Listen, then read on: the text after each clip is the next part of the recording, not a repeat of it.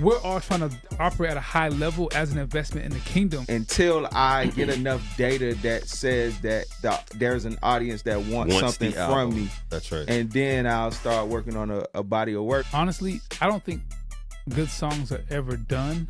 I think you just stop working on it. Thing for me is the moment I stop cringing. Can I listen to this song from top to bottom without feeling like, what was that? Do the artists or producers ever find y'all annoying? Oh yeah, they hit you with, so what you want? What you want?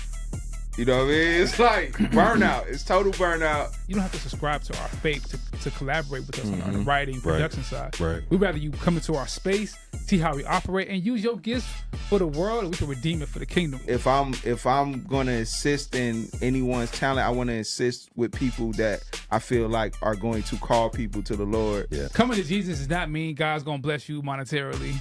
In fact, he may even purge your situation. It shows up in peace. Yeah. Oh my! Come on, bro. That's the one right there. If you get that peace, you can figure that peace. Like, you can figure that out because you have enough peace to think. Indeed. Christian content has a unique blessing on it where I feel like the Lord gonna make sure you're taken care of. Yeah. Lecrae has one of the most long-standing rap careers in rap history. Period. I don't think we fully adapted direct to consumer the way we should or the way it's going to adapt. Interesting. Because I think record labels still got to figure out how to make that make sense. We understand sustainability better than Gen Z and Gen Alpha. Gen Z and Gen Alpha probably understand going, like, making it pop fast. Virality. That's right. Virality. Which is, Yeah, and they work really smart. Sometimes we pick the obvious single when sometimes the culture picks the record. Right. And that record was That's Kobe in its interesting. true authentic form. Should we think in concentric circles where you become the block hero, the neighborhood hero, Exactly. the county hero, Right. the city hero, the state hero, before you have to worry about international? Right. I want our music to be everywhere for the purpose of changing community, changing culture. Now, is everything going to proselytize and convert people to Christian kingdom? God's going to do his work on his own. That's right. We just got to Put it in front of put it in front of them. Some of the greatest artists in the world may not always be the best lyricists, the most technically skilled. They're great communicators. Right. I said it to my wife immediately, like, yo, you're married to a man who's 41 who can still dunk a basketball. Come on. You got to still be delivered from Eric. Like, who was Warren? This is James Rousseau, a.k.a. Trig, and let me welcome you to the CoreLink Solutions Show. What's happening, family? It's your man Trig, and like I told you earlier today, I've got some legends in the house, some living legends that are creating some incredible things. If you don't know them, you'll get to know them better over the next hour or so. I've got the incomparable Ace Harris and Dre Hunter in the house. What's up, going y'all? on? How you doing? Beep, beep, beep. What's up, man? Good to be here. Good Amazing. to have you here, man. I'm Yes, sir. sorry, I'm sorry about what brought you to Philadelphia Sure. area, but All good. I'm good to see you. Good to see you. Yes, sir. Let me ask you this. I always start out with the same question. What's one thing that people who know you best don't know about you that you can share with everybody on Holy Culture Radio? Like one thing, like even like you guys see all your family over the next couple of days. What's one thing they would hear right now and say, I did not know that? People that don't know me too well. Just No, People that know you well. Who would say, "Oh, I didn't That's know a that tough one. about oh Ace." man, that's a really tough one. I can't figure a thing. I can't. It's so hard to think of. That's a good question. People that know me really well, what they wouldn't know about me.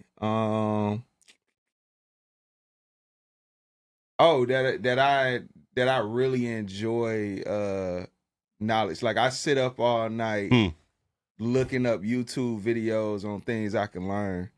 And I play so much with my family that nobody thinks I would do that. Like, last night I was watching AI videos to learn all about ChatGPT and how it works. Interesting. And I'll sit there for hours. Dre's like a legit nerd. In the biggest compliment ever. He's a studier of all information. So I like that, bro. We got something in common. Yeah. We'll talk. Okay, for sure. y'all, I feel like I ain't got nothing. I mean, You do. Come on, bro. I don't think there's something that people closest don't know about me. I mean, I'm pretty much an open book. I mean, Until 4 weeks ago, I don't think everybody knew you could still dunk. oh, that's true. Until 4 weeks ago. No, but the people because I'm slightly still recovering from I was about to say or something. No, what it is, I'm still being delivered from arrogance. So I just dunked the other day and I sent to all my group chats and homies. So I said it to my wife immediately, like, "Yo, you're married to a man who's 41 who can still dunk a basketball." Come on, you got to be delivered from Eric. So I've already shared that thing to Brett. So I'm gonna post that clip on social media at some point. So what's the next thing you might film? Because think of it that way. Like, what's the thing you may say? I need to let them know. Right. I mean, honestly, it's so hard to say. I mean, I think most of my things that I'm into, most people know about me, so it's kind of hard to say. There's one thing that people who don't know me well, that my close people know, that I think is kind of a cool nugget, and that my first name is Warren. So that's something I just learned today. Okay. As people were saying it, I'm like, who is Warren? That's like the text the other day when you said James. I said, yeah. So we were the three of us were texting the other day. He was like, he said, "Hey, James, something," and it took me a second. I'm like, what? I am James, but so it's the dilemma of going by a nickname. I know. Like, here's the thing: my name is Warren Lasana Harris. My parents called me by my middle name growing up, right? But Warren is my first name. So imagine the complication when I introduce myself as Ace. I know. It's just a whole world of having to explain. Warren Lasana Harris. Where does Ace come in at? Ace is a nickname. That's just nickname. Nickname. Okay. I kind of like took it from basketball when I got a nickname. I think we all know Lasana too. Yeah, None of us would guess Warren. I always thought your full name was Lasana Harris. Right. So Lasana's my middle name, which is another complicated thing on my name. Hey, black parents, when you name your kid, make sure you call them the name. Make sure your first name is the name you call them by. It's never gonna happen. It's never gonna happen, bro. I haven't been called my full name since I've been born. My grandson is 3 years old. He's already got 2 different nicknames. Yeah. I think it's so complicated. Like, who's Warren? I'm like, I'm Warren. It's never gonna happen. Yeah. It's all good. Let me ask y'all this, man. So there's so much coming out of the Reach camp. I don't even know where to start, bro. But let's start with the summer playlist. Mm-hmm. Yeah. What was it like bringing that back together, given, especially after skipping a year? Yeah. And the expectations. Mm-hmm. What was it like bringing that back together? It was understanding that, the culture in CHH, they wanted it. Mm-hmm. And they like, we seen that they were missing it and they were asking for it. Yeah. And so we felt like it was our duties to like really come together and make sure it happens. So just coming back together, we wanted to do something that was fresh. Yeah. And we knew like freshness started with new acts or talent that people have never heard before. Gotcha. You know what I mean? It was like, how do we give you something innovative but give you something that and it was just, go back to the drawing board. Yeah. When the first one came out and you discovered Hovey and you discovered Anike. Wait a minute, Hovey was discovered on the second one. I didn't realize that. Oh yeah, summer 19. I did not realize that. I would say we definitely were working with him already, right. And we're kind of utilizing the playlist to kind of just exploit or put him into the marketplace. But it wasn't like he was not. He wasn't fully signed. Nah, we were just talking. We were talking to a couple artists at the time. It was like a discovery platform, which is kind of cool. So we positioned it to kind of like, put him in front of an audience to kind of see how the audience would respond. Right. So and we did a similar thing to Limo Blaze in 2020. Got it. And then I'd say in 2021, who was, there's a couple other artists we've done that with. So, Got it. Yeah, Alexander in 23. Yeah. Similar. And you said Anike too? Because she was in the house. She was in the building. Yeah, she did. Yeah, she was in the building. She did well on those playlists. Don't Worry About It was a result of that. And I feel like a record prior to me coming. Yeah, it was a record called, I think, Bands and In Love. That 2019, I believe. 2019. Why did you skip 24? You remember? Because as Dre. I mean, the truth was bandwidth. It was so many artists. I think that year we seen the artists just get super inspired, and so many of our artists was dropping so much music. It kind of was like, we have to kind of switch gears and lean into what's going on. It was only like 2 A&Rs at the time, so I mean it was more, but it dwindled down to 2 A&R, so we just didn't have the bandwidth. Yeah, I'm gonna channel the average Christian hip hop fan right now. Y'all better plan it well. Don't miss 26. Oh my goodness! I know as they listening, they're going, "What? You need bandwidth? You better get the plan together now. Start now. You better get that band together. Exactly. You know what I mean? Get it together. So, what's been some of the highlights from putting this playlist together? Like, what comes to mind as some of the highlights? I love watching Mizo, watching her work. That was dope. Just seeing like her talent and how like just how pure it was. And then also our project and Jay Boski really getting to show their chops in a lot of different genres and like, you know, they was there with us the whole time. Gotcha. And never missed. You know what I mean? Yeah. Yeah. So that's some of my highlights. For sure. Yeah. I think another thing that stood out for me was shout out to our A&R admin, Solomon, aka 9K, 9000. So he's our A&R admin, Right. but he's also a producer and really creative. And I think outside of the playlist, we got to see him kind of develop his skills as an A&R. So a lot of the records like Stepper, other records, he kind of helped coordinate and produce, work together. There were a couple of records where we were like, man, my bandwidth is tight. Can you figure out how to like, you know, execute this fully? And he did that. So that was kind of cool to see, you know, especially somebody who's like younger and kind of has like a rising talent. Yeah. So. Yeah, I think the whole theme of this whole project was just rising talent. You know what I mean? If we had to name it, it'll be rising talent. Sure. Yeah. I remember being at the first listening session, if that was the first, well, at least the first one I attended. We were going through the songs, and I remember a couple songs. It was the first. Oh, that was the first? Yeah. Okay. You got to hear it live in the That's right, because I remember Craig saying, these are the first time I'm hearing these too, right? And so I remember some of the songs you would start with, like, we feel like it's close to done, but not quite there, or this one may not make it, so on and so forth. One of the things I think sometimes people always struggle with is when is the song done?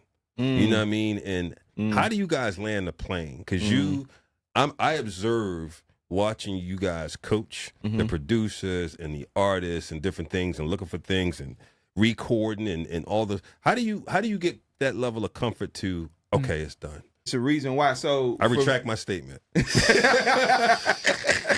But yeah, so that's what it is. It's like, can I listen to this song from top to bottom without feeling like, what was that? Yeah. Why did that happen? Yeah. Pay attention to the cringe. Yeah, that's good. So just pay attention to yourself. If you like, are your focus goes away from the song, you're listening to it and then you just stop listening to it and you don't even know why. That means that you didn't keep it interesting until the end. Do the artists or producers ever find y'all annoying? Oh yeah.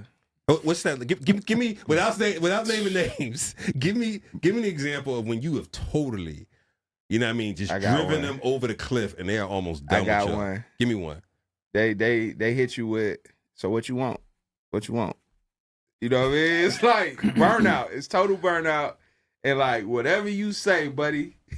It's like whatever you say, whatever you want. Just tell me what to do. Just tell me what to do. And what do you say back? I say, man, we gotta. I usually, you read the room. You got to take care. Like I believe in there's real artist burnout. There's real like creative burnout, and you have to care about that. Yeah. You have to see. Oh, okay. I might be pushing. Is that in the moment or just overall for that song?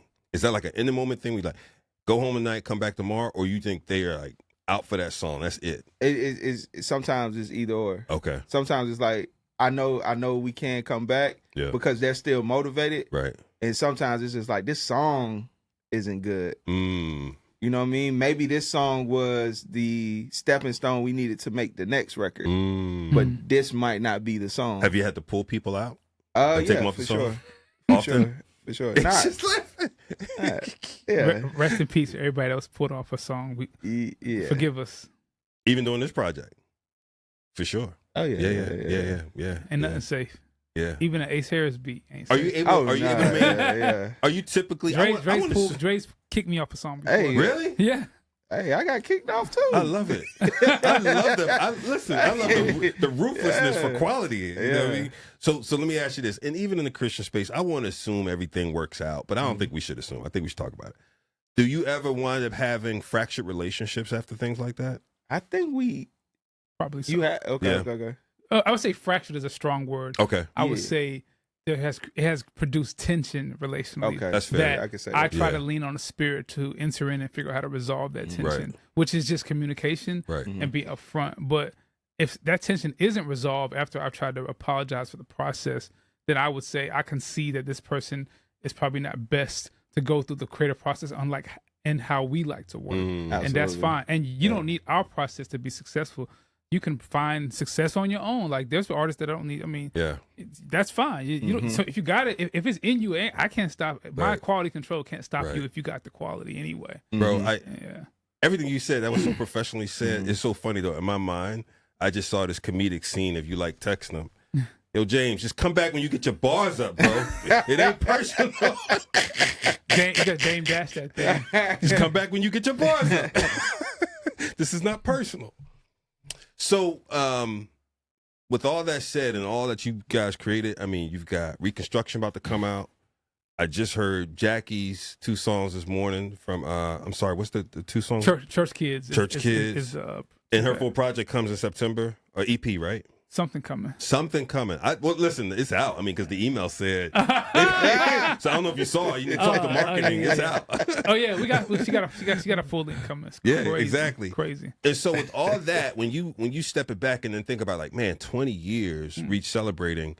Take us back to the beginning. Like, how'd you guys come into this thing? You saying story wise as far as getting to the well, I started as a songwriter. I just had a passion for it young. Me and a friend of mine, his name is Olu. We started writing in my bedroom. He used to come to the house and we would write songs. And what's crazy is we didn't even know what we were working towards. And now looking back, I'm like, we were honing our craft. So that was the first stage of my career. And then down the line, ended up getting into a publishing deal. Was writing in Atlanta. Were you already saved? Yeah. So I don't have a coming to Christ story. What's your salvation? It was gradual. I've always had a relationship with the Lord, right? Grew up in a Christian home? Yeah. You know what I'm saying? I got baptized when I was like 5 years old. Gotcha. You know what I mean? And then I've never strayed. Like I didn't have a wild moment. Gotcha. I never had a wild moment. I was pursuing music and maybe that like I've never been a clubber, drinker, smoker. Like I've just always been on this path because at a point in my life, the Lord told me like to if I never drink, if I never smoke, He had something for me on the other side. Gotcha. And this was young too, and I used to tell people this, and they used to be like, "What are you talking?" And I said, "He got something for me on the other side." That's what He said. So that's why I always used to tell people, I don't smoke and I don't drink because I don't want to lose my connection with God. He's doing something special in my life. And I don't want to not hear His voice. It was times in my life where I would be talking to a friend and like, I remember I was going through a hard breakup and a friend of mine was asking me for advice. And I said, yo, I can't hear the Lord right now. And this is at 23. I'm like, Lord, I can't hear the Lord right now. So I really can't advise you because I don't hear His voice right now. And at that time, I was very aware that every step I was making was like me in partnership with the Lord. Gotcha. You know what I mean? Yeah. All the way up until coming to Reach. Wow. Yeah. So I don't have this happened to my life and and I've always just been, and it's not like I like studied the Bible heavy, but I always knew like I don't want to do too much to take me away from His grace or take me out of His favor. So that's good. You know what I mean? Yeah. So I don't have that story. Yeah. No, that's good. Honestly, me and Dre as a whole, and I'll make this quick. Dre being here is a walking miracle and a testimony of God's provision. I met Dre probably 2012, 2013 on a happenstance, and and he's working at Reach. I had no idea we'd be like Dre. I had a cousin whose wife does accounting and had clients. And generally, when your family members connected to somebody doing music, generally it's a bad idea. Like, yo, I know somebody that does music. Y'all should connect. Generally, your family members don't know anything about the kind of. And so randomly, I connected to Dre, who's a songwriter in Atlanta. I was producing on the mainstream side at the time. I get connected to Dre, and we're producing together, writing together. And fast forward to me bringing him on at Reach to be a songwriter, to me him writing Anike's hook on the first song. It was a Blessed Up, and then that planting the seed and him being at Reach is this you look back, you're like, oh, God had a plan. I didn't know that me and his brother would be here almost 10 years later, building like the Christian hip hop. So when did you both join Reach? I joined in 2017. 2017. He came in 2021. 2021, Got it. Yeah. Yeah. And you both met in 2013. Yeah. Where? In the Atlanta scene. Atlanta's like a music capital. So everybody's doing sessions. Yeah. So I happened to my cousin-in-law like knew his writing partner's mom through being an accountant and said, hey, I know somebody does music too. We got connected. And it happened to be like, oh, these dudes actually know how to write songs. We connected. Right. It was his writing partner who I was actually connected to. And Lou went and found the Lord. And then I started connecting with Dre. So when I needed people to come to Reach to write hooks and stuff, as in, to be honest, we're Christian hip hop, and you don't have to subscribe to our faith to collaborate with us on the writing production side. Right. We'd rather you come into our space, see how we operate, and use your gifts for the world, and we can redeem it for the kingdom. This is what we did. That's good. And Dre was writing for.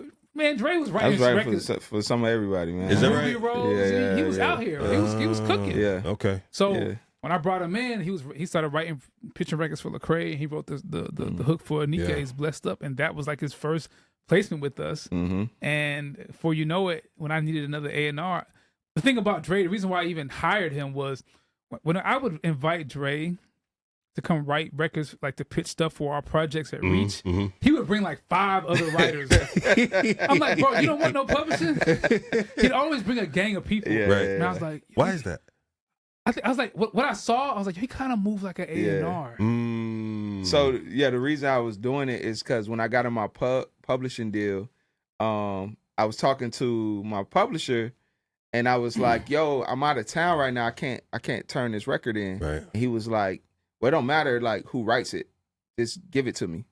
And I was like, what you mean it don't matter who writes it? And when he said that, I was like, so I can just get my friends to write the record and then we could just split publishing? That's fine.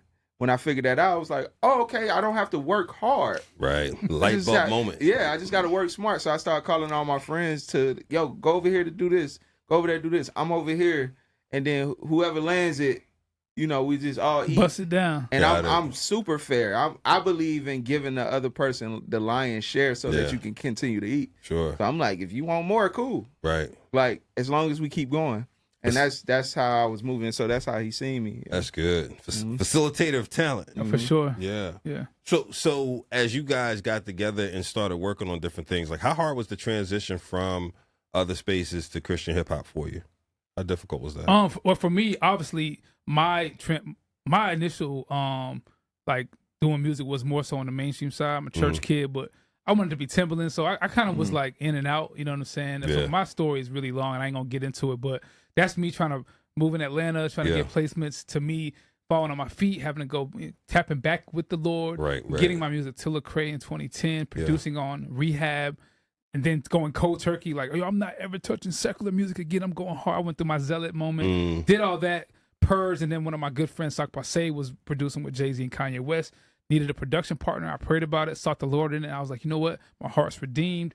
I feel like I can co-produce with him in a space where, he's a Christian as well. And God used some of that talent to kind of develop me even more musically. And we were in rooms in LA with people from all different walks of life. Yeah. And we were like, I remember there's times we were sharing the gospel in rooms, no cap. That's good. People was bringing their Buddhist idols to the studio session. We was like, no, you can't bring that in here. So God used me in the mainstream culture where, as some Christians feel like you can't participate. Right. I think it's not that black and white. I think it's nuanced and depends on your particular situation. Not everybody's called to it. Not everybody can probably, do well in those spaces. But anyway, that was me. And then once I got to Reach in 2017, I feel like my resume, this sounds harsh, but probably true. My resume with working with not just Christian artists, but mainstream artists, I think probably gave Reach Records, or just but my influence was a little different when I came back, because it was like, yo, you've been able to do things in different spaces. Yeah. At the same time, my heart started to even grow even more spiritually, where I felt like I think God's calling my gifts to use it for the kingdom, almost like exclusively. Not saying I won't work with a mainstream artist again. Yeah. It just has to be something that I feel the Lord's prompting in. Yeah. And so that's kind of how I came back in. But at the same time, I always got friends in different rooms, in different spaces. Because you don't want to be so immersed in Christian culture and Christian media, where you're not kind of zooming out, seeing what's happening in culture, because I think that can limit your artistic vastness. You know what I'm saying? Absolutely. So I'm always like, riding to the new Jit album right now. You know what I'm saying? Yeah, that's good. Yeah, for me, I had to trust God in transitioning my finances because that's how I was eating off of the mainstream artists. You know, that's how I was getting a lot of my bills paid. And when the Lord told me to, like, the Lord came to me and said, I want you to focus in on the Christian space. Right. And in that moment, I'm like, man, but how I'm finna pay this bill next week? Because I got a session coming up. And I remember like calling all the artists I know. Like I even got hit up by an artist too, like a big artist in the mainstream space the other day. Like, yo, Dre, when you gonna write? And I'm like, I only write for Jesus. You know what I mean? And the only reason is because the records that I was writing previous, like, was so, I don't want to say counterculture to the kingdom. It was there we go. There you go. Right? That I felt like I was doing damage. And I was like, I see that God has favor in my gift and it reaches really far whenever I write. And I was like, I don't want to harm anybody anymore. So if I'm going to assist in anyone's talent, I want to assist with people that I feel like are going to call people to the Lord. When it comes to me putting pen to paper. Right. But yeah, it was a financial thing for me. It was like, you know, Lord, I'm gonna trust you. And what ended up happening is He replaced every single dollar I was making in the mainstream space with every dollar got replaced with Christian artists, Christian records that I was working on that ended up like sinks getting hired at a company. So it was a lot. I was like, okay, Lord, like, and it's bountiful over here. Right. You know what I mean? It's bountiful. It's bountiful over here. And I feel like that's good to know. And just for the younger artists and younger creators, coming to Jesus does not mean God's going to bless you monetarily. In fact, He may even purge your situation. Say it again. You may even take a dip. Yeah. But I've seen God's faithfulness show up following that surrender moment. Absolutely. But it may show up in different ways. Exactly.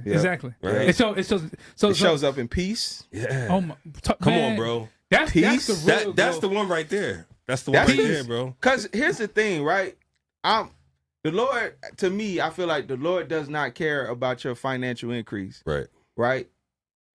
If you get that peace, you can figure that peace. Like, you can figure that out. Because you have enough peace to think. Indeed. When you're in chaos, you can't think. Indeed. When I was out here, I need to go to this session and this session. I couldn't even think about a financial strategy.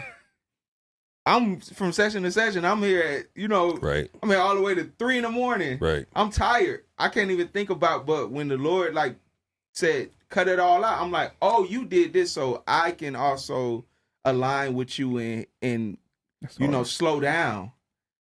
And so I said, oh, like it's very practical how the Lord acts in our lives.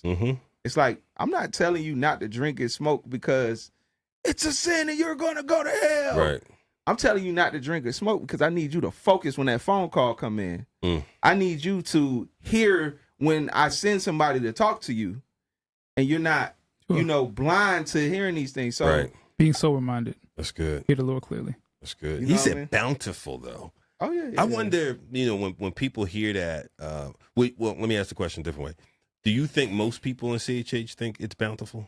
I think, I don't know. I don't know. I can only talk from my experiences. Yeah. So I'm not sure. I'm not in every conversation. That's fair. Yeah, you know what I mean? Yeah, I get you. I'm only talking from my experiences. What about you? You have a perspective? I think there is okay, let's talk about Christian hip-hop artists, Christian artists making music as a career. Right. There is a unique financial pathway that I feel like mainstream artists may not have it built so easy. There's infrastructure here in terms of like, gotcha. There's like, now I'm not saying you're going to be out here doing Taylor Swift arena tours. Right. But some of the biggest Christian artists, like a Toby Mac, they've been touring for 30 plus years. Yeah, that's different though. Boy, that's... Tadashi. What's every rapper that started when Craig Tripp and Tadashi started? So what I would say is Christian content has a unique blessing on it where I feel like the Lord gonna make sure you taken care of.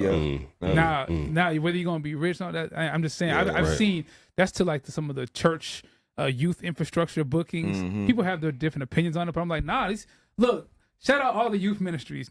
You can call youth pastors this or that. Youth ministry is changing lives out there. Yeah. I may have my reservations on some of the tactics, right? But it's a culture.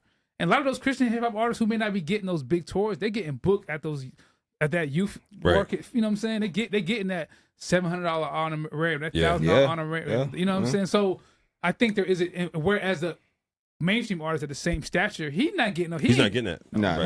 Especially not early days. Not in the beginning of your career. And there's this tension. I know I respect the healthy tension. There's always this healthy tension when you talk to some artists about, man, I don't want to do the youth thing forever because I may not be building an audience that really goes with me, right? Sure. And that are paying hard ticket prices, right? So, but man, the glide path that you're afforded because of that, right? And to be able to have cash flow, man, at the end of the day, any business is cash flow. I'm a living testimony. I used to be in a Christian hip hop group. It's probably more Christian pop, and I was one of 3 members in my group, and we were in that youth group circuit. Right. We were getting. I mean, we sold 10,000 copies of CDs. So CDs, right? I'm definitely $9.99. Yeah, you just aged yourself. $9.99, $11.99. I'm sorry, not 10,000. It was more like 1,000. $11.99. But no, but we were. I mean, and this is when after I quit my job to the music after I got married. This is obviously a while back, but I saw this. There's provision here where like, man, you can actually make some income. You know what I'm saying? Sorry, it was not 10,000. That was totally. We grossed that much. You grossed 10,000, but still at an event. $1,000, yeah. I mean, come on, bro. I mean, not bad, especially back then. I mean, so now when you guys think about 20 years at Reach, what does it mean to you? Like what? Man, I think that, man, I was saying this the other day. Reach is one of the most like as a hip hop label has one of the most longest tenure. Absolutely. And this is not just a Chris. This is like cross like record labels. And it's still relevant and thriving. So Lecrae has one of the most long-standing rap careers in rap history. Period. Like that's crazy to say to some, but it actually is probably kind of true. Yeah, it's wild. He may not have the most like glow up 2 or 3 year run, right? But in terms of like longevity, relevance, quality music, awards, impact, influence, Lecrae has one of the longest-standing rap careers in like rap history. Which is crazy. And I think it's hard for people to appreciate now because, man, especially post pandemic and everything that happened with TikTok stars and whatnot, we are so flash in the pan oriented, right? And it's hard for us to see those building brick by brick that are building solid. Like every time a song comes out, you have a elevated foundation that you're coming from, as opposed to every time a joint come out, you're hoping. It pops, right? As opposed to like you built something, you know what I mean? And I don't know if it translates to a good portion of our community, so to speak. Yeah, I something I've noticed like there's a trend happening in culture and hip hop with like it's called like dad rap. Adult contemporary rap is popping right now. Shout out to Clips. Give me what's dad rap? Give me an example. I mean, it's 40 and over rapping. Got it. The Clips. The boys is like 50. Yeah. I think what I'm noticing, and this is maybe a little bit of a knock to the Gen Z, Gen Alpha listeners, so y'all give me grace. I think the millennial generation, we understand sustainability better than Gen Z and Gen Alpha. Gen Z and Gen Alpha probably understand going like making it pop fast. Virality. That's right. Virality. Which is, and they work really smart. They work fast. Right. We're just more steady. We're gonna keep hitting that seed in the ground. We may do the hard thing probably too long. And people may look at us crazy, but 10 years, 5 years later, like, yo, you know what? This thing actually it's shaped into something. Right. Consistency. And I think there's something to be said. I think we can learn a little bit from them and how they know how to adapt and move a little faster. Absolutely. And I think there's something about us saying, like, just keep going. Everything doesn't have to go viral. That's the importance of diverse teams. Right. I mean, that's the importance of diverse teams. Like when I watch some of the playbacks of y'all working with people, I loved the diversity that was in the room. You know what I mean? Because you're just gonna get different ideas and different takes on it. And I'm older than y'all, and sometimes I'm in meetings with people who are half my age, and they say some things you're like, I wouldn't have. Right, I wouldn't have thought of that. That's the church, though.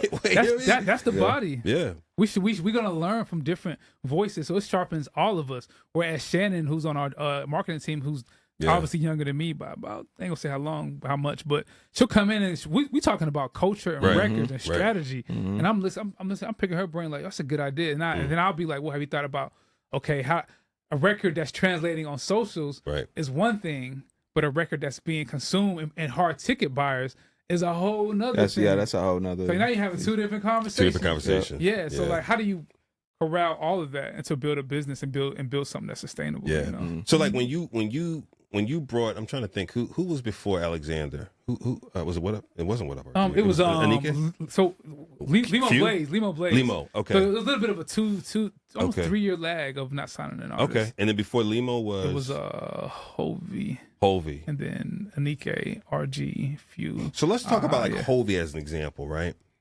I think for many people, it was like he just blew up overnight. Talk about how long you guys worked with him before he really got like major traction. So, I mean, Ace can really speak into it, but the whole studying thing with me, right? Like they were doing the work and the strategy. Like I seen it, like, you know, from the moment he signed, y'all did like back-to-back projects, you know, before this moment. So it was like the foundation was built before you had a viral moment, which is what you want. You want to build, like if you can build your foundation before you have a viral moment, that's the sweet spot. And what would you call his viral moment? Was it the song with Forrest Frank or Beautiful? I would say Can't Tell It All. Can't Tell It All, yes. Was the first one. Yes. And then it prompted us to do the remix. Yes.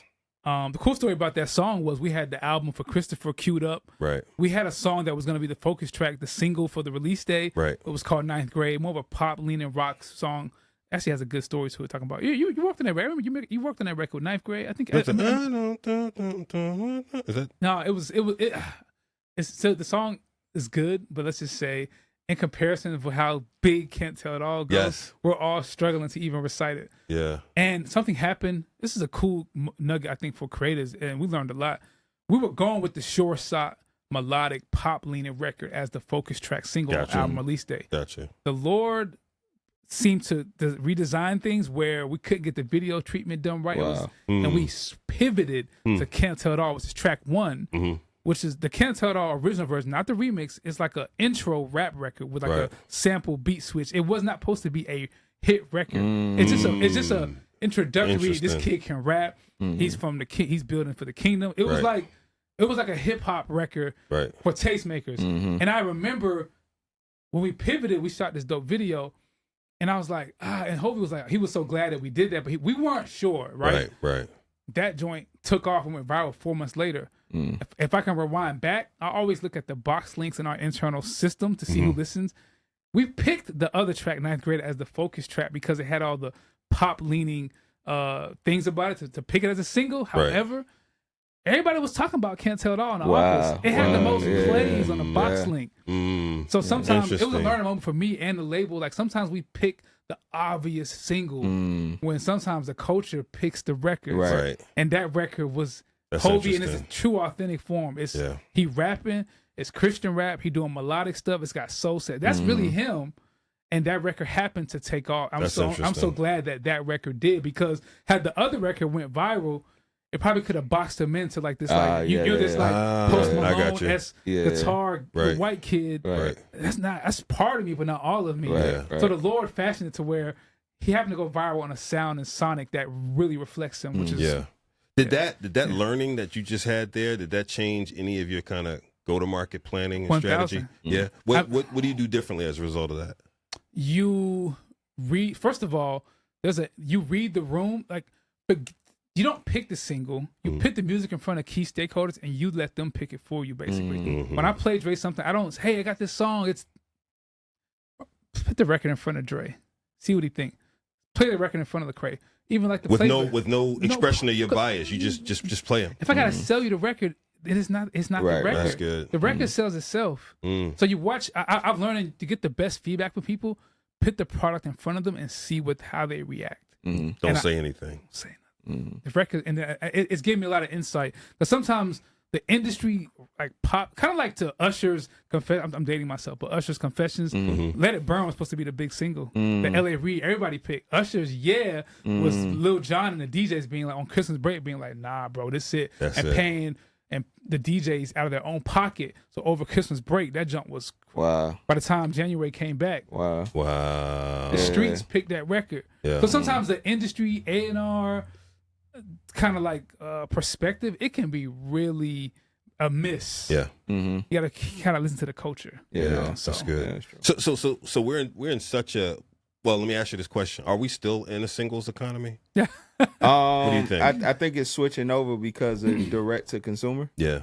I don't think we fully adapted direct to consumer the way we should or the way it's going to adapt. Interesting. Because I think record labels still got to figure out how to make that make sense. You know what I mean? But I think if you're an independent artist, then like selling albums make more sense than singles. And then maybe you do your singles on DSPs and then you go to a platform like Even to do your album. You know what I mean? Smart. It's almost like radio and then going to the store, right? Yeah. The DSP is radio and then Even is you going into the store to get the album. But do you think it's a precursor before you get to that album? Like to put the album on Even, do you feel like there's a threshold that needs to be reached in terms of having an audience? Yeah, for sure. I think like I say, that foundation that was built with Hovey, it's like you give out free music until you build. Like, say if you started from zero, right? If I'm starting from zero, I'm singling it out on DSPs. I'm just going single before I even go to if you're independent direct to consumer. I'm going single. Yep. And until I get enough data that says that there's an audience that wants something from me. That's right. And then I'll start working on a body of work, because you also got to be cost efficient. Absolutely. Like, you got to think about how much things cost, right? If I give you 12 songs, I'm probably paying, I got to pay for every mix. I got to pay for every beat. I got to, you know what I mean? I got to, if I'm doing 3 videos, now I got to pay for 3 videos. So shoot all the content. Yeah, you're going to be burnt out before you put the music out. But if you do singles, it's one song. Right. You know what I mean? You get to test the market, and then you can save your money until next month and do it again. So let's test this out. So let's say someone walks in and they say, "Hey, I want to do this album." They've got 20,000 Spotify listeners monthly. They've got, let's assume that's a third of the market. So maybe it's 60,000 overall. What do you say? Do you say, "Oh yeah, it's time," or do you say, "No, not yet"? What do you say? You say 20,000 monthly listeners. Yeah, that's not enough data for an album, right? And then also is if you got, are you saying independent or signed to a label? Independent. If you got 20,000 monthly listeners, you're not making enough money to even justify the spend of an album, right? Because I always believe in don't spend more than the actual catalog is making. So if you're making $60 off of your catalog, I love that. Don't spend more than your catalog, bro. I mean, you need 1 million streams to get $4,000. Yeah, so, but it's 1 million streams over a group of songs. So if you released 10 singles, maybe you can hit that million streams. You know what I mean? And so you're making $4,000 a month. Now you can do a $4,000 project. See, I like that. You know that's cash flow. That's cash flow. Yeah, that's cash flow. So that's the part I think is once you understand we're running a business. When you become a artist, you become a company. Yeah. And you have to cash flow like a company. Absolutely. You have to think about that. So what about the artists that say to you, "Man, this is ministry. Y'all putting too much business in this." How do you respond to that? That's fine. Then I think those artists can give their music out for free. I think so. Christian music is it is industry. There's ministry that's done in it and through it. And for the message to continue to spread, for the impact to happen at scale, we have to do good business and do good stewardship.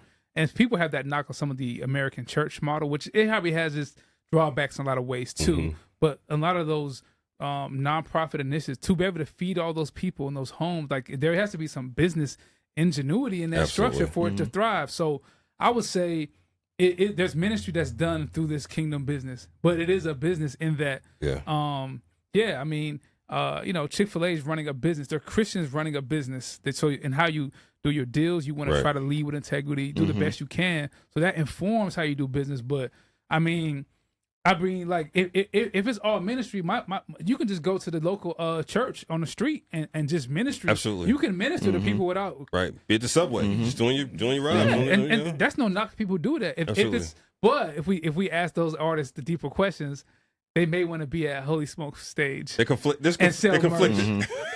And aren't we all? Are we all conflicted? It is so conflicted. there is a desire for you to do this full time and monetize it. Right. And there's nothing wrong with that desire. Right. But it's like if you're gonna have that desire, then you have to operate in a business mindset. Absolutely. And so shout out to all the people that's doing it for the love. Man, y'all amazing.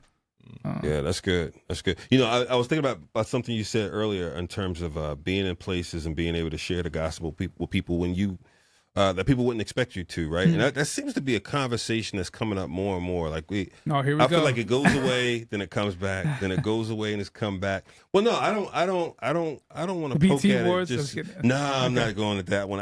I just think just in general, man, in terms of I'm sure you guys get this question a lot because of the excellence that comes out of Reach.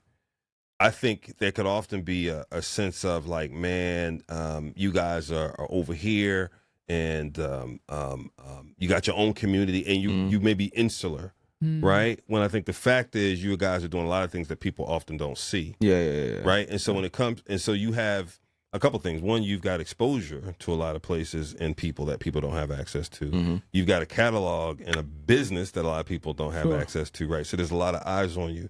How do you handle all of that? Yeah, I feel like it's a lot to.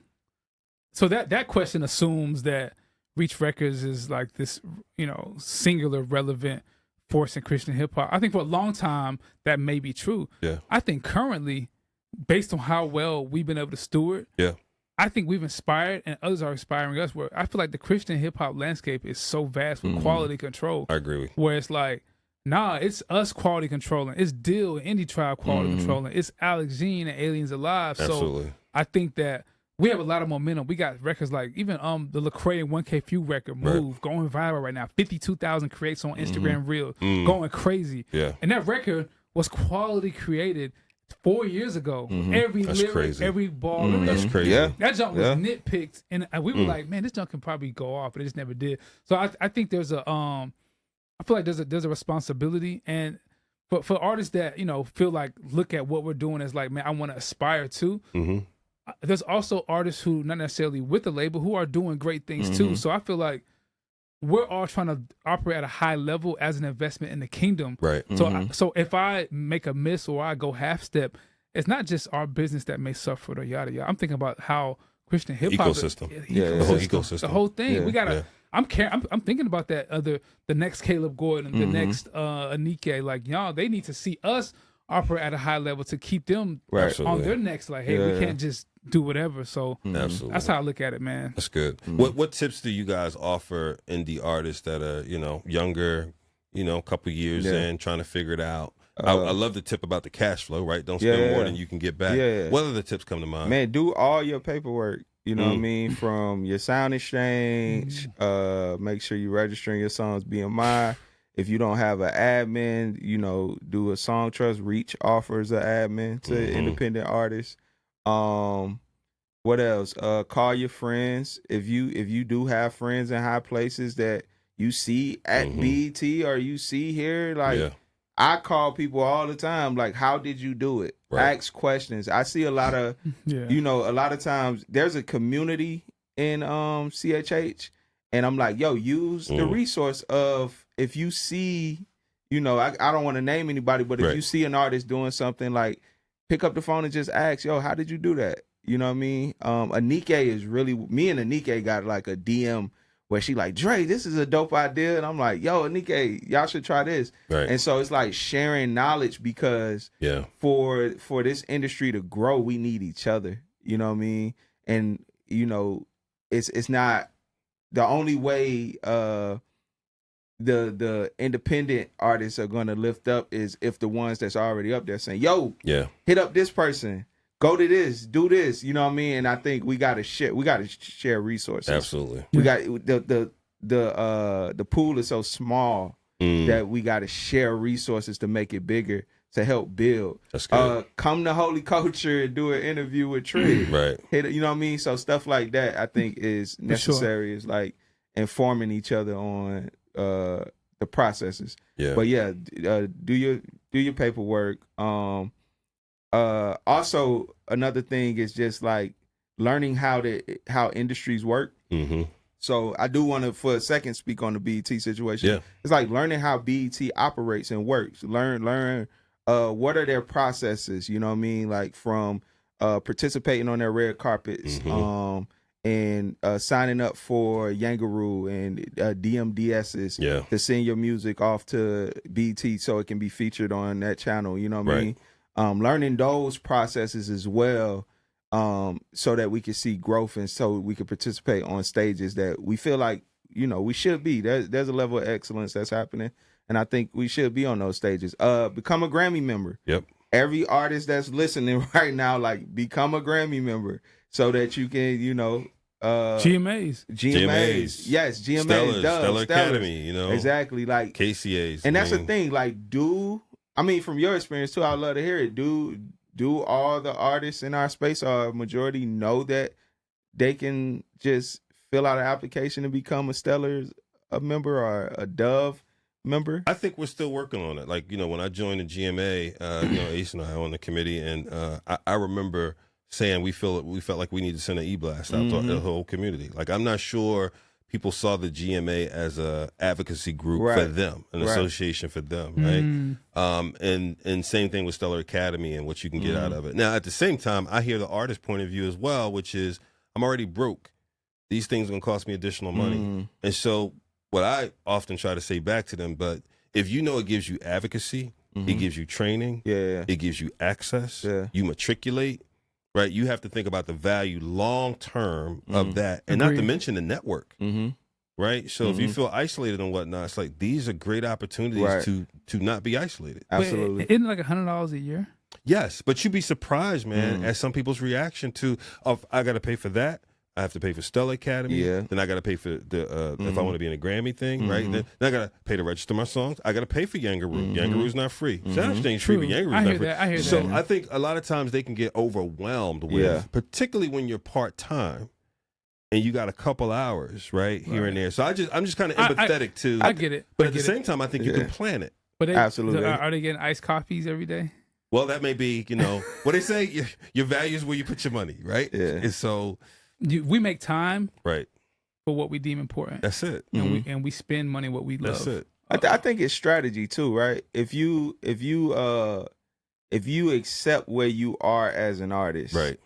Are you at a level that deem for you to join the Dove membership right now? That's Absolutely. true. It's a great if you're still if you 0 monthly listeners, then you shouldn't be thinking about Stellars or Doves right now. That's such a great point. You know what I mean? Because are you even a local hero yet? Right. I know that sounds old school, right? No, it sounds like back in the day, but like if the record stores in your local town don't know you yet, if all the college stations don't know you yet, if all the local promoters don't know you yet, if within your state you can't book out a small state tour yet, like, should we think in concentric circles where you become the block hero, the neighborhood hero, the county hero, the city hero, the state hero, before you have to worry about international? Right. Let's even go back to cash flow. Your catalog could probably pay for it once it gets to a point where you're making. I was about to say. You know what I mean? $500 to $1,000 a month. There's your $100 for the year. That's it. You know what I mean? So if you work cash flow, if you think about cash flow and say, okay, then I want to be a part of the Stellar Awards, but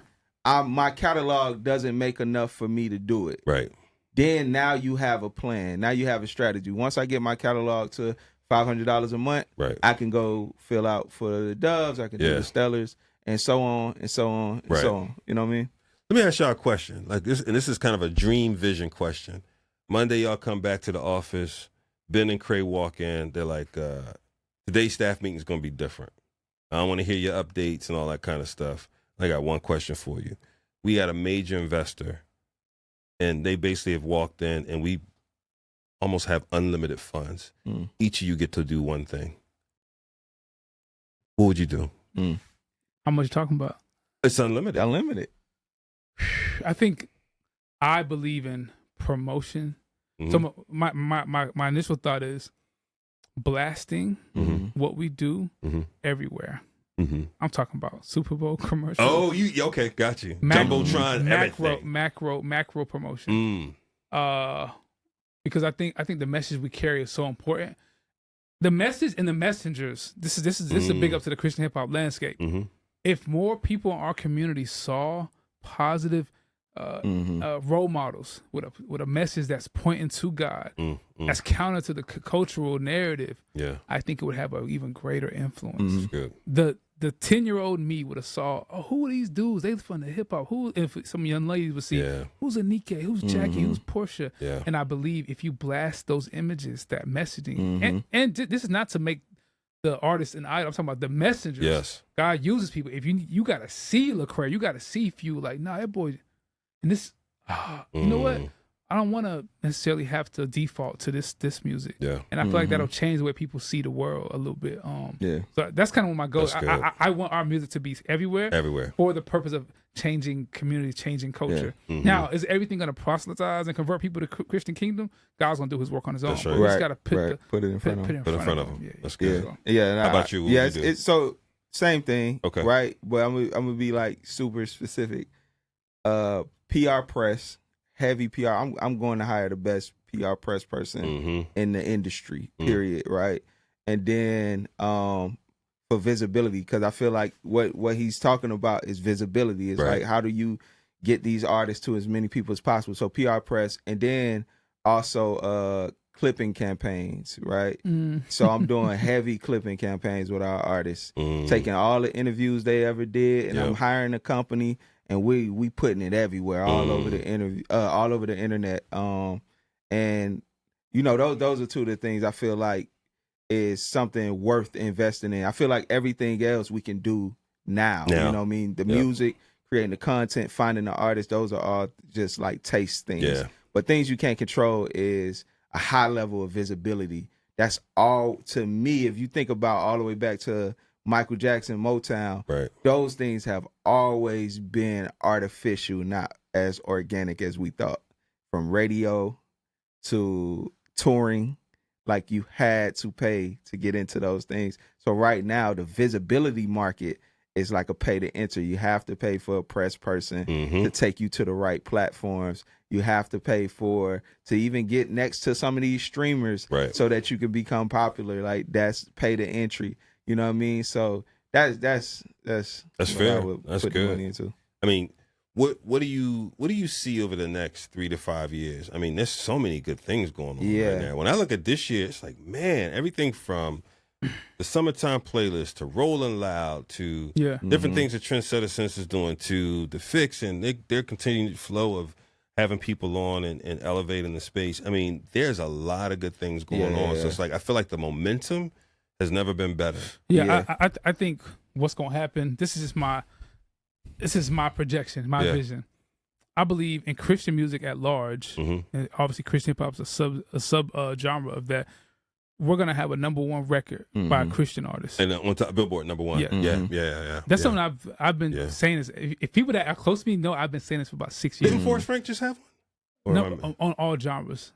Like Billboard. Okay. Forrest Frank it's kind of close. It's close. Happening. Okay. And then Christian hip hop, there'll be artists in the main rap category on the Grammys. There will be Christian hip hop played on mainstream radio consistently in a rotation. Reach Records will have an artist where Reach Records may be doing arena tours. Now I'm not saying an artist, God willing, but Christian hip hop, whether it's Reach Records or partner with other teams, we're doing arena tours, and that's what I feel like is gonna happen. Next 3 to 5. For sure. Yeah, from our mouth to God's ears. Come on. Yeah, I'm tired of going to the BET voting thing and not seeing us. Yeah, I did it again this year. I opened it up. I'm like, none of us. Is that because we're not registering? I don't know. That's a great question. I think it's a great question because if I'm seeing the same people and I'm kind of behind the scenes in a couple of rooms, and I'm like, oh yeah, I just watched this person register, and they knew the timeline, they knew when they were supposed to, they knew who to reach out to. Yeah, you know what I mean. I think right now the best thing we could do for the culture is spread the knowledge. It's like people like us got to come together, even if it's like online seminars we doing for yo, we need No Big Deal, Indie Tribe on it. We need Aliens Alive on it. Everybody come together. This is how we move because we have to come together. I think with this momentum, we can't expect that it's going to just do it itself. Oh no, we gotta. We had we did a webinar with on the GMA, right? Remember a couple months ago, and Nikkei. Man, we had over 300 people show up for that webinar. Amazing. Over 300, man. And I was really encouraged by that. Like, people wanted that knowledge. And so, like Doc and I do this thing called the Inside View, me and Doc Watson. And shout out Doc Watson. Yeah, shout out Doc. I know other people, Derek's doing something now too, right? And I do think that they're happening in different places. What we probably could do, though, is figure out a way to make that a singular thread for people to access. Absolutely. Not to take away anyone's individual brand, but how do we ladder it up so people know, like, one access point to get to that? That's really good. Yeah. I think that'd be necessary. But yeah, I believe that, it's an interesting time. Like the data, like I've said this on a couple of different, like the data is saying Christianity, regardless of how you think about that, Christianity is actually growing in certain parts. Definitely. Like in Gen Z, young males, Christianity's growing. Yeah. In UK, in China, in Africa, Christianity's there's like a revival happening. Yeah. And so there's darkness and stuff, but I'm like, yo, I feel like this is good now. For Christian hip hop to be a part of that conversation, it's like it only makes sense. It only makes sense. Right. And what's dope to me is because I'm a nerd like you, bro. Whether it's reading the Barna reports or whatever, what's dope is not only is it growing, but there's less people adverse to. So you have more who were I'm adverse to, who also moved to neutral, right? And so I'm open to positive things. I'm like, I'll take your positive. Yeah, come on, I'll take it all day. Jesus, whoever you got, bro. I'll take your positive all day, bro. So that's right. I feel like certain mainstream key stakeholders are actually kind of saying, I've heard this from certain people, we're kind of tired of some of this. Absolutely, that's it. Like absolutely, we like this the who's and who's, right? But we don't always want to have to give them the microphone. Right? Y'all come on over here. We can share. And I think that's we're seeing it happening with like you, what you're doing, with Trendsetter Senses doing. It's happening. But I also want it to scale to grow. It's not like we're competing with. That's not. It's not. It's an invasion. It's literally. The gates of hell will not prevail type vibe. Like we're busting through. That's how I look at it. And shout out to people like D1 who are just healthy agitators. For sure. You know what I mean? Yeah. agitating and making people think. You know what I'm saying? That's a good word choice. That was a great word choice. Healthy agitated. Because it is agitating at times. Right. You know what I mean? It's like, but it's for the purpose. For the purpose. Just to make you think and consider. Right. I remember when I watched the joint, Joe Budden was like, you know what? That dude is a nasty Christian. But I tell you what, when he called D1 a nasty, he's such a nasty Christian. But he made me think, and I think he's got good points. He's got good points. Because when you look at it, you're like, it's what you're doing.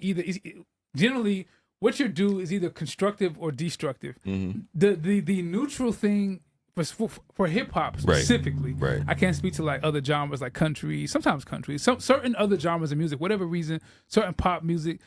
Some of the content is kind of neutral. It's like, it wasn't constructed, not destructive. Right. You go to hip hop, you go to R&B. There's no neutral. The neutral has left. I mean, there was a time where I feel like hip hop had more neutral content. Yeah. But like in the 90s, but now it's like even what 2008, 2010, we had Lupe Fiasco, we had Common. They were mainstream. That's true. I listened back to Common's album Forever.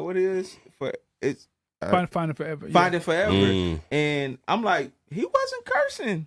As like he probably said one or two curse. Now it's like you pull on the radio, even the mainstream radio, this is definitely aged me, but as a dad, you're just like, it's record jamming, but I can't play it even this in the car because this ain't. And it's always been records like That's that. Like true. you had Trina, and, but it was more balanced back then. It was balanced.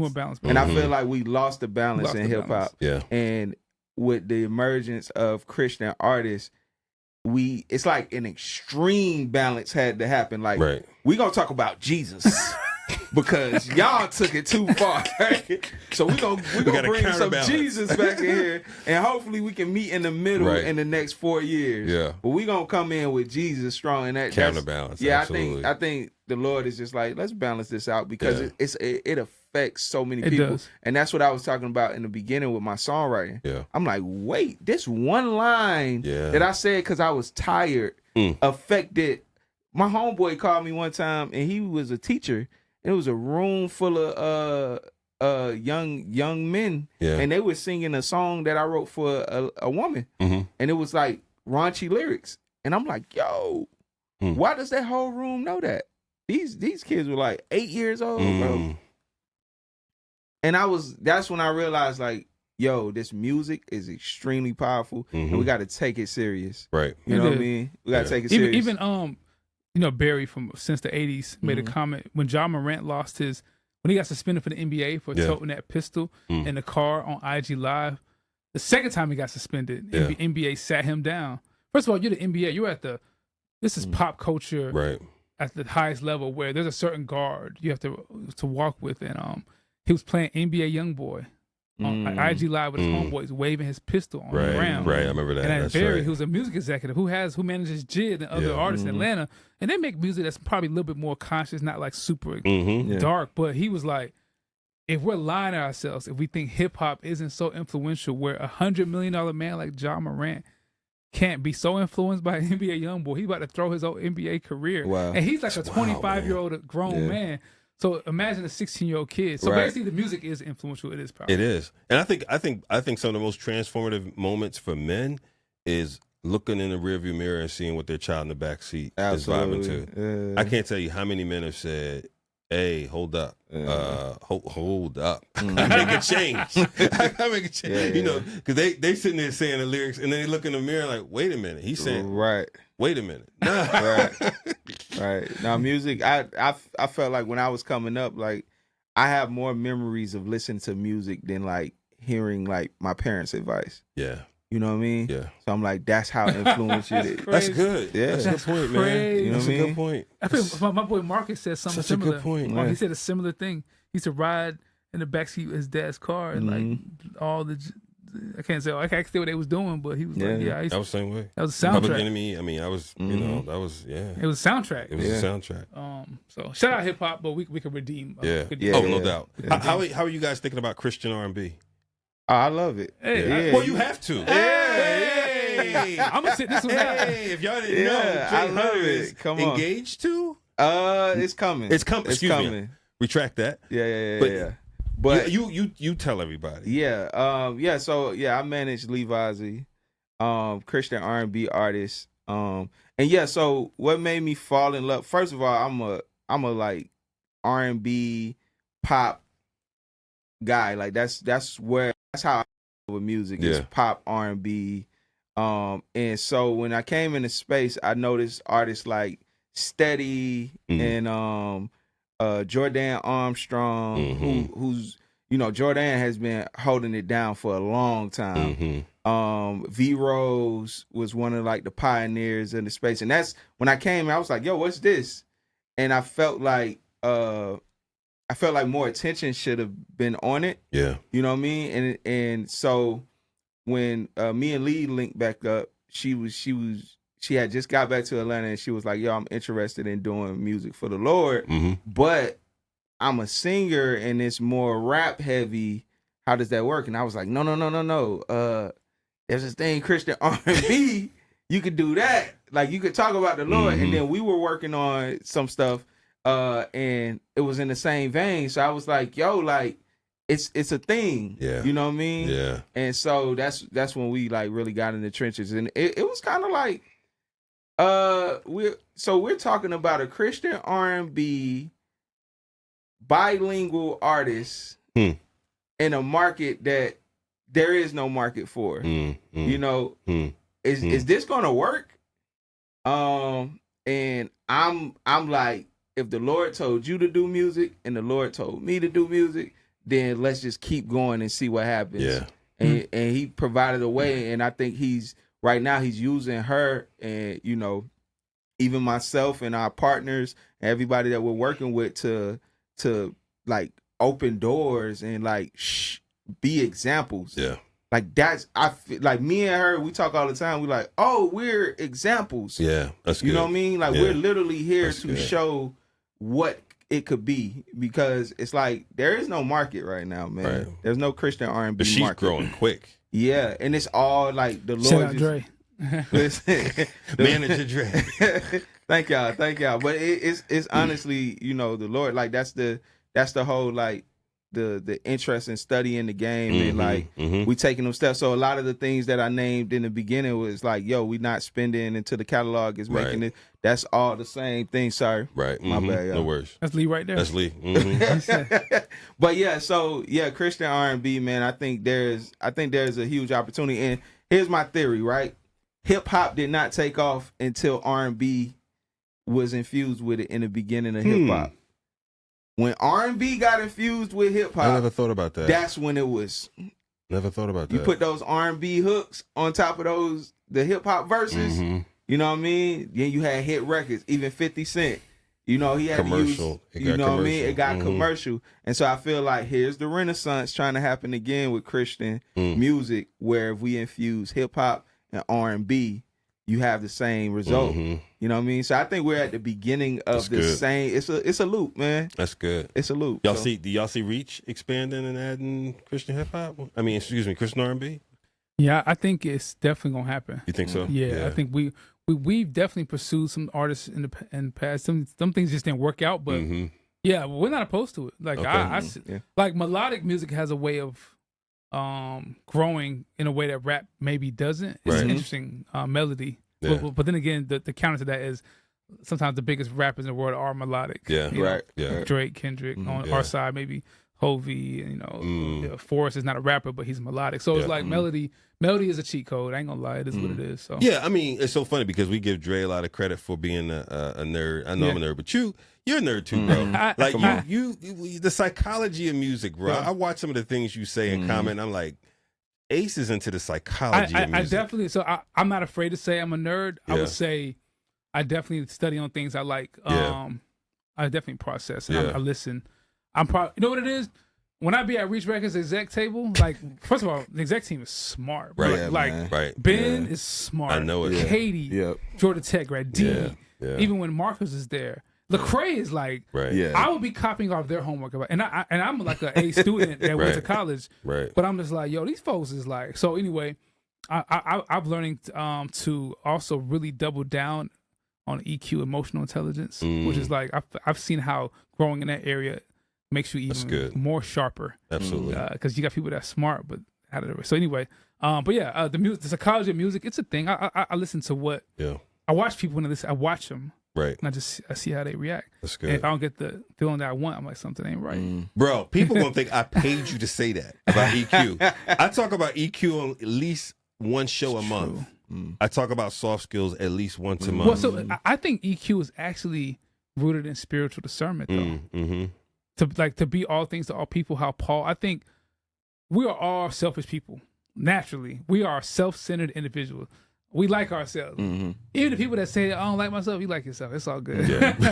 So we're going to project our stories. We want, and so a lot of times in conflict, we're trying to project how we see the world onto someone else. And it takes a little humility to just kind of simmer down. How do they see it? How do they see it? How do they see it? How do they feel that? How do you feel that? Right. And a lot of times, what's that quote? The mind justifies what the heart approves. Yeah. We make decisions with our emotions and our feel. Yeah. We really do. Yeah. Most people do. People don't want to admit it, but it's true. How we feel informs what we do, even on the sinful side too, unfortunately. And and so I it's been helpful for me, an artist, to kind of just like get above this makes sense. The pragmatism. It's like, nah, on a heart level, what do you viscerally feel? On a fan level, what do you feel about the song? Why? What is what's the song that's going viral that the Forest, the Lemonade?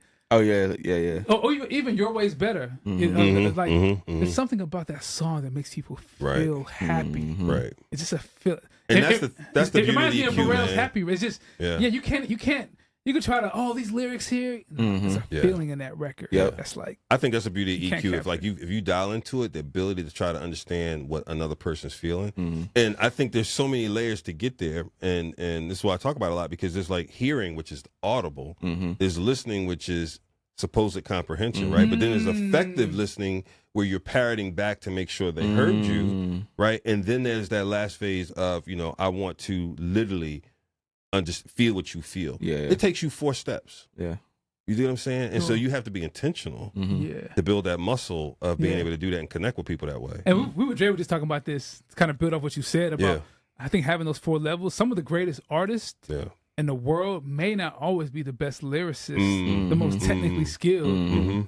But there's some that have it and do both. Right. But they're great communicators. Right. Yep. Some of my favorite preachers, Tim Keller, Tony Evans, even artists like Kendrick, artists like Lecrae. I don't think Lecrae is literally the most lyrically gifted artist, but what he is, even artists like Hovey, they're great communicators. They can speak to that, and they can move you to empathy quickly. Yep. Sure. You know what I mean? They can express empathy quickly. You know what I mean? That's a and when that's music a skill. can do that, you're like, even Forrest and all his simple people may knock him out. He knows how to. His music brings you to a world where you feel you feeling something. I think that's a gift. Where there's some artists that we talked about, I ain't gonna say no names, where like the technical skill is like through the roof. Right. It's like, this is impressive. Cadence, lyrics, bars, production even. If produced, the song is very crafted well. But it didn't make people feel anything. I know, I said. Honestly, I've never met him, but I honestly think that is the number one skill that NF has. Slick. I think that's the number one skill he has. 1,000. Empathy. That connection. Y'all thinking about this. His bars, he's trying to be like Eminem. Nah, bro. His number one thing is that empathy skill. He's connected at a heart level with his audience too. Yep. And it's like that's even the greats, like I would say, even like rappers like Jay-Z have done that. That's probably for sure. They're great communicators. So I think that's a great art form, and try to do that. It's hard to do, but we try.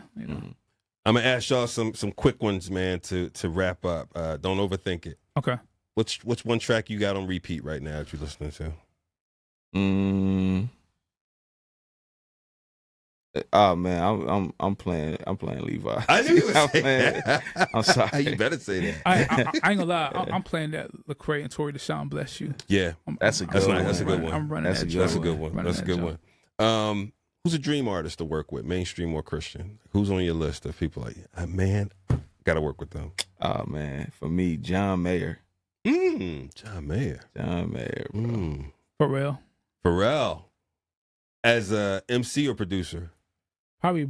I want him. I'm gonna bring him in on a Lecrae album. Oh, it's like come in. I'm gonna bring those kind of tastes into our world. I think they would. I think they would. There's some synergy. There's some synergy there on the face side where I think people would. That would be interesting. May not always subscribe to everything, but I think there's enough continuity where we could like. Yeah. So I'm a fan of producers. So I'm like, let me bring Pharrell into this session. Who's your favorite non-CHH artist outside of Levi? Yeah. I mean, go ahead. You go same John Mayer. John Mayer. Yeah. I love he knows how to be simple but effective with emotion. Yeah. It's like he could say one word or one phrase the entire song, but it means something else every time he says it. Yeah. And I cannot figure out how he does that. Good. And I'm like, I got it. I just listen every day. Like, how does he do that? That's like, good. You know what I mean? What's being spoken without him saying it? Yeah. Like, you know what I mean? That's good. It's tough. I would say I pick music based on production a lot. Okay. So Kanye produced records and Pharrell produced records. Yeah. That's what I listen to a lot. That's what you listen to. Gotcha. Yeah. So. All right. Let's wrap up with this question. Coming out of the summer playlist process, what's one thing that you learned that you walked away with that you'd like to pass along to other people? I got one. I think that I learned that sometimes the best way to manage a session is to entrust the people in the room to do their job and not just because I have the skill set. I mean, I have to always infuse my skill set on every room. And one example of that was Glory Fall, which Dre brought and Mizo brought. He set that whole session up. I wasn't even around. And I'm glad I wasn't. I think if I was there, I would have like tried to walk in and change that hook. And so I feel like just empowering, like trusting people to do something special when you don't always have, just basically getting out the way at times. Yeah. So that was good. That's good. For me, leaning into like who wants to work with you. You know what I mean? Like really working with who wants to work with you. So like instead of like searching, because this whole project we was just like, yo, who wants to work? You know what I mean? Like, who wants to work? And that's why it's so diverse. Yeah. Because we just worked with who was ready to work. And by work, we mean like we're pushing and pushing and pushing and pushing. Yeah. And are you willing to keep pushing? You know what I mean? Because That's how you get to excellence. That's good. Man, thank y'all both for coming through. I don't know if y'all got any shout outs y'all want to give or anything before we wrap. Just make sure y'all stream the Reach Summer playlist. It's a lot of dope artists on there. But yeah. I'm starting a clothing brand, Alter Aesthetics, inspired by my faith, not exclusive to it. Shout out my boy Chopay. So we're gonna be dropping Q1 2026. Follow Alter Aesthetics Co on Instagram to kind of be tapped into everything. Yeah, so say it again. Say the name. Alter Aesthetics. Alter Aesthetics. Yeah, so Alter. Yeah, that's what's up. We'll have to put that in the show notes, man. Yeah, for sure. Thank y'all for coming. Appreciate it, y'all. Hey, y'all. You know what it is? This is Holy Culture Radio. Keep it locked right here.